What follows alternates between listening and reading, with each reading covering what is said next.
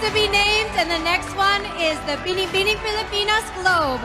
And this Binibini will be aiming for a back-to-back for the Philippines. Our Binibining Pilipinas Globe 2022 is...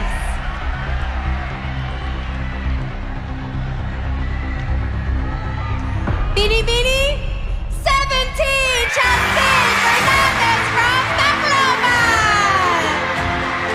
Crowning this year's winner is Miss Globe 2021, Maureen Montaigne.